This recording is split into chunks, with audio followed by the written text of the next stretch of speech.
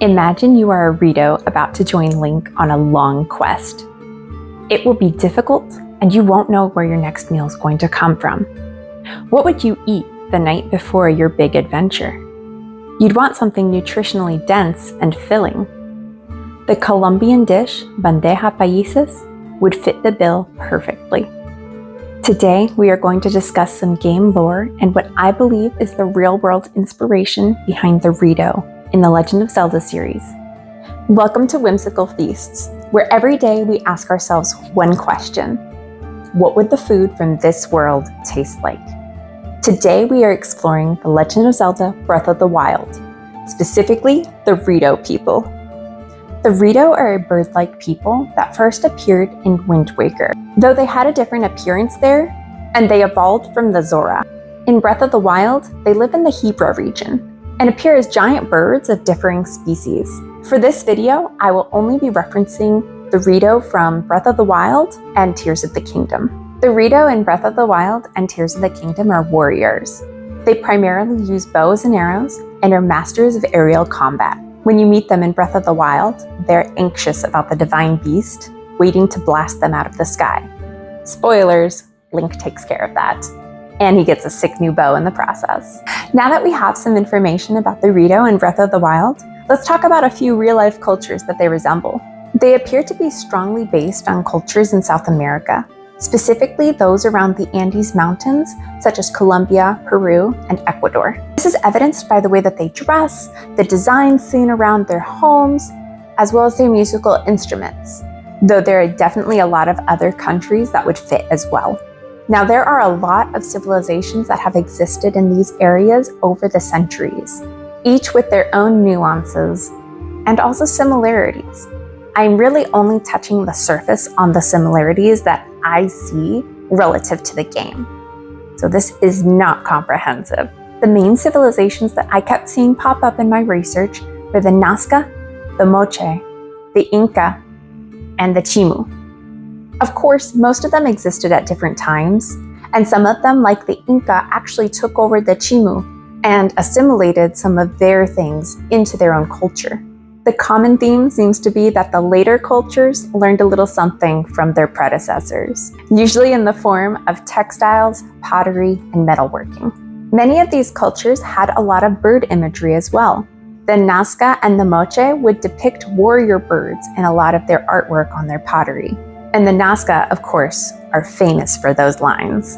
Mummies have also been found buried with headdresses made of feathers from rainforest birds. The owl is considered one of the most important birds in Andean culture, as they were considered to be harbingers of death. And the Moche believed that they would carry defeated warriors to the underworld.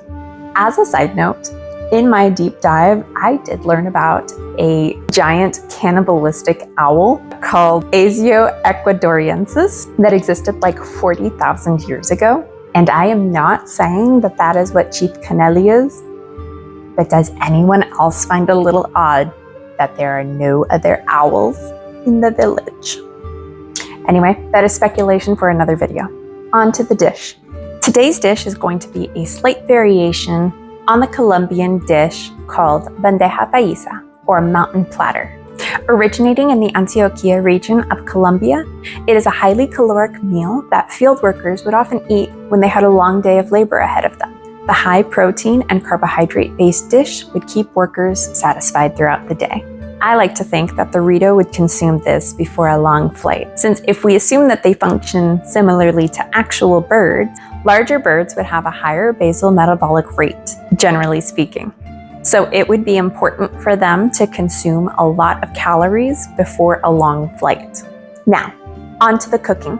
All of the recipes I used will be linked in the description. First, we start with our beans. These were soaked overnight. I used red beans, but pinto beans also work as well. Start by rough chopping an onion, a few cloves of garlic, and a bell pepper. Add to your pressure cooker or instant pot, and just enough water to cover the beans. Add your seasonings. I used oregano, cumin, onion powder, garlic powder, bay leaves, and salt and pepper. Pressure cook for about 18 minutes. While your beans are cooking, make your sazon. Dice another onion, bell pepper, and garlic cloves. Saute the onions until translucent, then add your bell pepper and garlic, but be careful not to burn the garlic. Add a little cumin to the mixture, saute a little bit longer, then set it aside. When your pressure cooker is done, release the pressure and allow to continue boiling. You can make them as thick as you like, just don't let them burn. Add the sazon, taste your beans, and add more seasonings as needed. After you reach your desired consistency, add a splash of olive oil, white vinegar, and set the beans aside. Next, we start the ogao. Chop green onions, tomatoes, and garlic and put in a saucepan. Add cumin and pepper. Cook down the mixture until the tomatoes are soft. Add your salt. Don't worry if you spill, just throw it over your shoulder. Set aside the ogao. On to the arepas. I used white cornmeal, mixed with some water until it reached a crumbly consistency. I did see in another recipe they recommended cream-style corn, so I added some of that along with the additional water to get the arepas to a workable consistency. Lastly, I added some softened butter and worked that into the dough. Once I liked how the dough felt, I left it in a covered container for about an hour. When I came back, I weighed out the dough to divide it into 10 balls. Then I rolled out the dough balls onto the counter. I fried them in corn oil until they were nice and toasted on both sides. And naturally, it was only after I finished them that I realized I forgot to add the cheese to the dough. So really, I just have an excuse to make them again.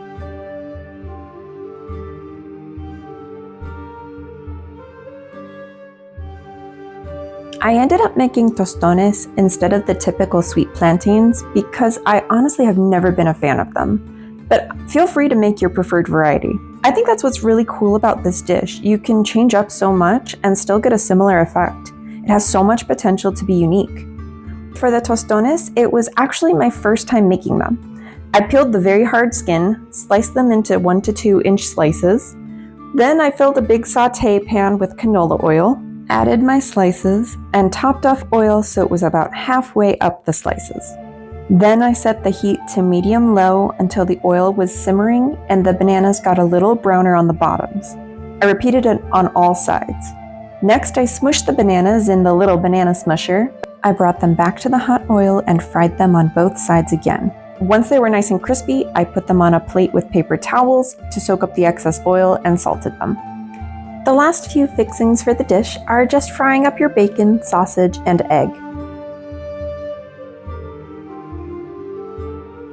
Slice an avocado in half, and there you have it. All the fixings to make a dish a Rito would greatly enjoy before a long adventure.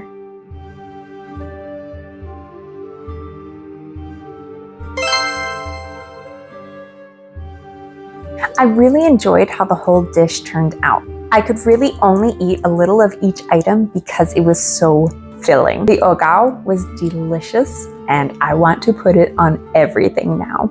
I also know I need to up my tostone game. This was my first time frying something in a few inches of oil and I was really scared of having oil splatter everywhere. So I'm gonna work on it. Overall, I loved the dish and I would definitely eat something like this before a long day. I hope you enjoyed the video. If you did, please make sure to like, subscribe, and share. Also, let me know in the comments if you think there's a reason there aren't more owls in the village. Until next time on Whimsical Feasts.